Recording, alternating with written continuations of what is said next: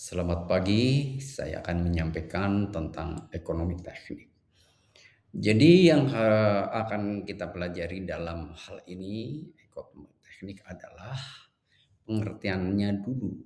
Ekonomi teknik didefinisikan sebagai ilmu yang melibatkan keahlian dalam merumuskan, memperkirakan, dan mengevaluasi hasil ekonomi dari alternatif yang tersedia untuk mencapai tujuan yang telah diinginkan. Jadi kita punya tujuan dulu yang diinginkan apa, maka ekonomi teknik adalah sebagai perangkat hitung yang akan sebagai dasar yang dibutuhkan untuk kita semua. Sedangkan ilmu pengetahuan yang berorientasi pada perhitungan nilai-nilai ekonomi dalam satu perencanaan atau kegiatan teknik. Kemudian yang kedua, ekonomi teknik terkait dengan perencanaan, perhitungan, dan evaluasi keluaran.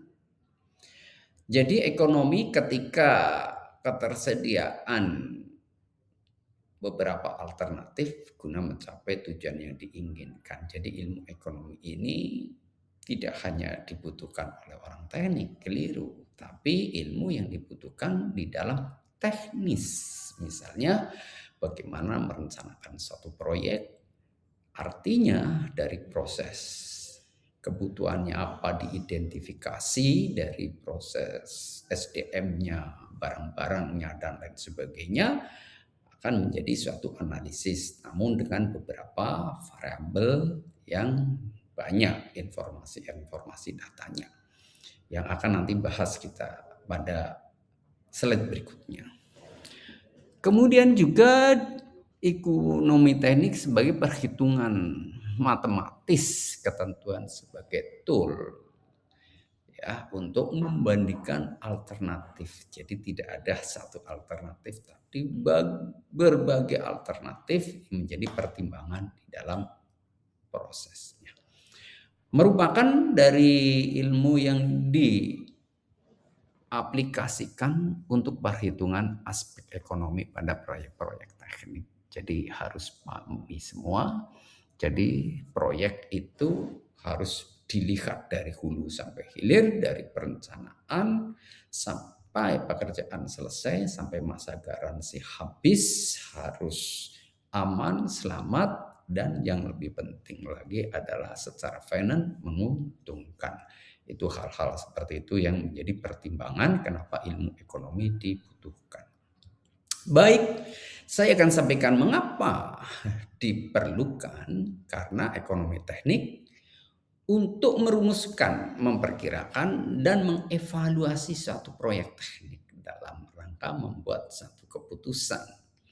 Jadi ketika sumber daya yang ada, baik manusia, uang, mesin, material yang jumlahnya terbatas, sementara alternatif potensial yang tersedia jumlahnya sangat beragam. Jadi kebutuhan manusia itu tidak ada selesainya, sementara sumber-sumbernya sangat terbatas. Itulah dibutuhkan pola pikir merumuskan ekonomi teknik ini bekerja.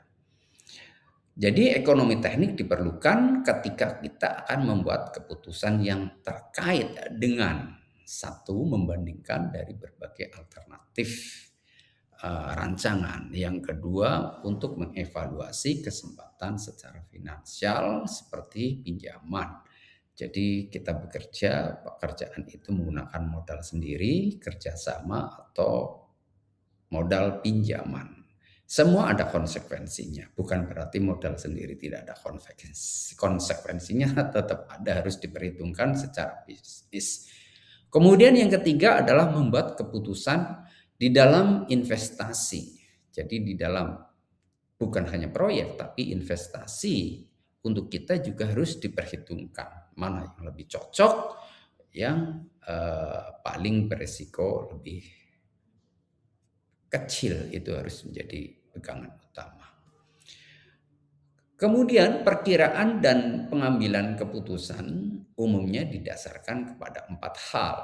Jadi seperti aliran kasnya, semampu apa, suku bunga terkait dengan nilai uang terhadap waktu. Misalnya kita harus pinjam berapa bunganya, waktunya berapa lama. Karena begitu berbicara pinjam, berbicara berapa angsuran plus bunganya, sementara pekerjaan belum selesai harus sudah mengangsur beserta bunganya. Itu juga harus diperhitungkan seperti yang sebelumnya, cash flow-nya betul-betul harus dihitung.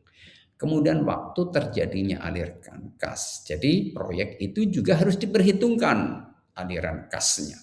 Jadi proyek selama 1 tahun, cash flow-nya seberapa, modalnya berapa, di-buy step per step kebutuhan itu. Tidak harus kebutuhan 1 miliar, 1 tahun ditaruh di depan. Yang keempat adalah ukuran nilai ekonomi untuk memilih alternatif. Jadi variabelnya harus komplit, tidak bisa percaya dalam satu variabel. Baik, ada beberapa contoh masalah di mana ekonomi teknik berperan penting dalam mencari solusi yang terbaik. Misalnya proyek teknik di mana yang lebih layak apakah akan memperbaiki pesawat ronsen yang rusak atau menggantikan dengan alat yang baru. Ini juga dibutuhkan perhitungan-perhitungan teknis. Jadi misalnya suatu rumah sakit ada alat rusak, ini diperbaiki atau diganti.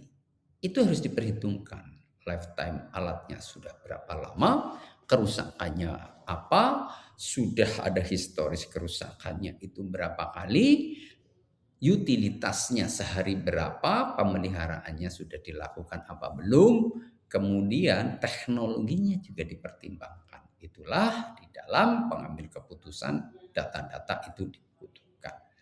Kemudian yang kedua, peralatan mana yang harus dipilih? Apakah dalam pemeliharaan alat dilakukan oleh SDM rumah sakit atau dengan melakukan kontrak servis. Begitu juga harus dipertimbangkan.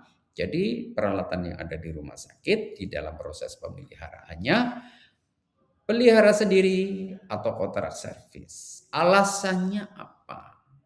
Nah, itu harus dipertimbangkan betul-betul variabelnya harus komplit. Nanti akan kita bahas pada materi-materi yang detail lagi. Yang ketiga, bagaimana cara sistem pelayanan yang baik? Apakah harus membeli alat tersendiri atau dengan cara KSO? Itu juga dipertimbangkan. Tidak semuanya di rumah sakit itu alat harus beli sendiri, investasi sendiri.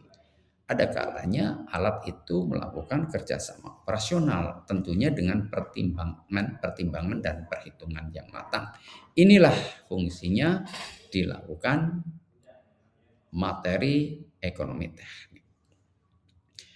Selain diperlukan proyek teknik, ya, ekonomi teknik juga bisa digunakan oleh individu sebagai alat untuk melakukan analisis ekonomi terhadap suatu keputusan pribadi. Jadi tidak hanya di rumah sakit, di perusahaan pribadi pun kita butuh ekonomi teknik. Contohnya untuk tujuan finansial jangka panjang. Beberapa banyak uang yang harus Anda tabung setiap bulannya sehingga Anda akan membeli rumah yang diimpikan. Ini juga pertimbangan.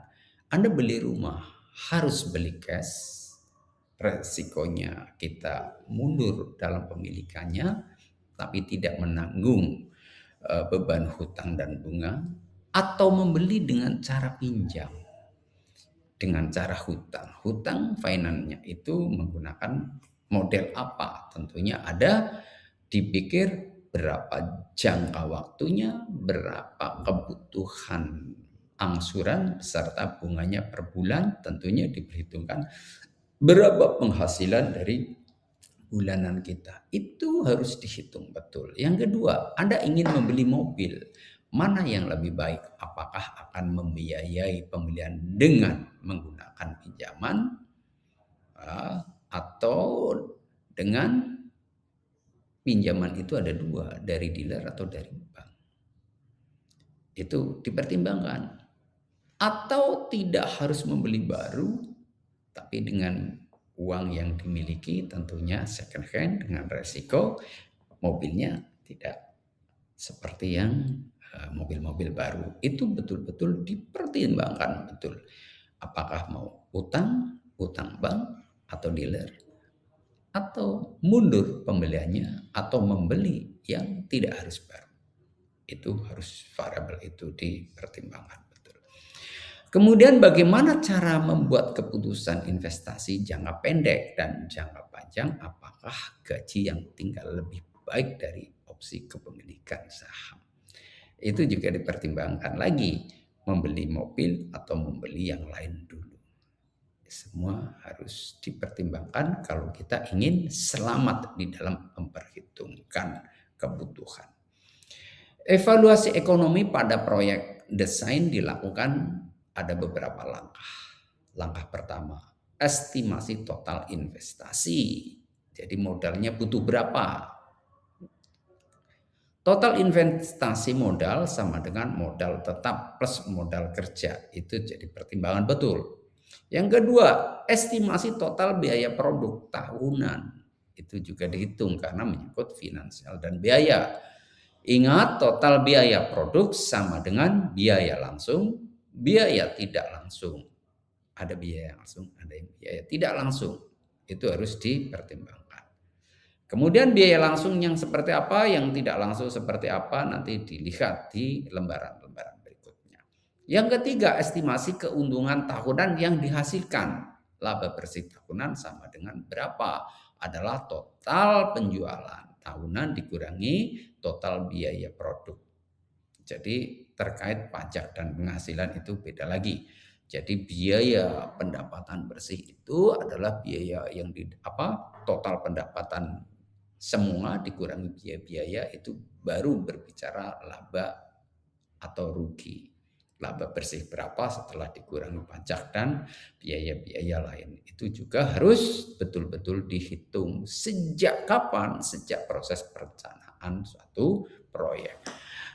Kemudian yang keempat, menggunakan metode estimasi profitabilitas seperti return of investment-nya dan lainnya untuk mengevaluasi daya tarik proyek yang diusulkan. Jadi return of investment dalam 1 tahun ada berapa kali putaran. 1 kali putaran membutuhkan biaya berapa, labanya berapa, dikalikan 1 tahun, dikurangi biaya-biaya, kemudian dikurangi tentang bunga dan pengeluaran lain. Itu harus betul-betul dirinci sejak awal. Berikutnya adalah konsep biaya. Di dalam konsep biaya di ekonomi teknik ada biaya tetap, fixed cost, ada biaya variabel, dan biaya marginal serta biaya rata-rata. Biaya tetap adalah biaya yang tidak dipengaruhi oleh besarnya output yang dihasilkan atau aktivitas yang dilakukan. Contoh dari biaya tetap adalah biaya asuransi, pajak, manajemen umum, gaji administrasi, biaya lisensi, dan biaya bunga atas modal pinjaman. Itu fixed cost. Namun ketika terjadi perubahan yang besar dalam penggunaan sumber daya atau ketika terjadi pengembangan atau penutupan pabrik, biaya tetap dapat berubah. Itu tergantung dari situasi yang seperti apa. Nah, hal-hal seperti inilah yang harus kita pertimbangkan betul di dalam perhitungan. Berikutnya kita akan berbicara tentang biaya variabel. Biaya variabel atau biaya tidak tetap terkait dengan operasional pabrik yang besar. Variabel itu tergantung jumlah output atau besarnya aktivitas. Jadi biaya yang sangat dipengaruhi oleh jumlah produk. Jadi misalnya pesawat ronsen, fixed cost-nya itu apa? Fixed cost-nya ya biaya beli alat, biaya membayar listrik, biaya membayar SDM, itu fixed cost. Variable cost-nya gimana? BMHP, AMHP itu variable cost. Semakin banyak digunakan operasional, semakin banyak, maka variabel cost-nya semakin banyak, tapi perhitungan biaya sewa fixed cost-nya akan ditanggung semakin kecil. Jadi kalau bisa adalah operasional yang banyak sehingga variabel cost-nya banyak, tapi pendapatannya akan lebih banyak. Berikutnya adalah biaya marginal, yaitu peningkatan biaya total yang diperlukan untuk menghasilkan satu unit. Berikutnya dari output produksi atau layanan. Jika perusahaan memproduksi 1000 unit, biaya tambahan yang diperlukan untuk peningkatan output menjadi 1001 unit adalah biaya marginal. Jadi biaya marginal digunakan untuk menentukan biaya input tambahan yang diperlukan untuk menghasilkan tiap unit output berikutnya. Biaya marginal digunakan untuk memutuskan apakah unit tambahan harus dihasilkan atau tidak.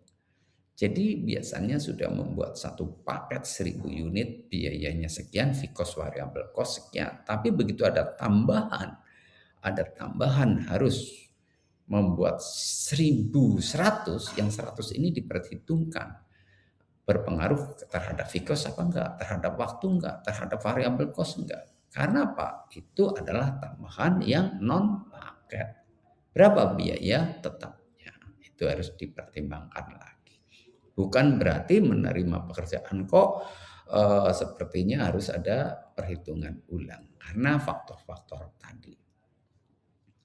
Berikutnya adalah biaya rata-rata adalah total biaya dibagi dengan jumlah produk. Jadi setelah biayanya untuk memproduk berapa, misalnya memproduk butuh biaya 1 miliar untuk 1000 unit.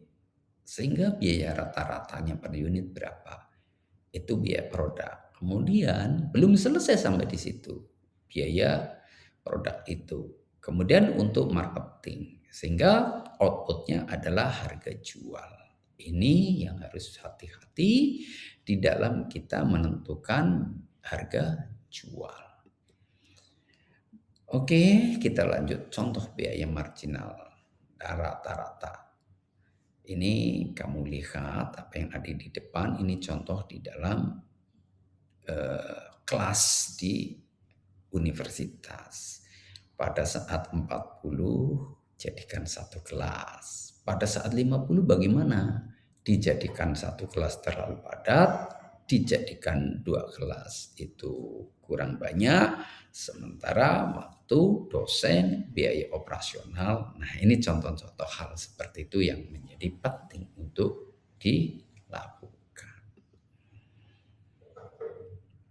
Contoh kedua, contoh biaya variabel. Itu juga sama. Kadang-kadang kita harus berpikir ulang pada saat menerima suatu order. Jadi tambahan biaya operasional, tambahan itu harus dihitung karena di luar paket. Artinya apa? Memang fixed cost-nya akan menjadi kecil, variable cost-nya akan menjadi banyak, hasilnya akan diperhitungkan. Contohnya seperti tadi di kampus dengan 2 kelas kursus atau 1 kelas besar. Karena biaya dosennya beda, biaya operasionalnya pun berbeda.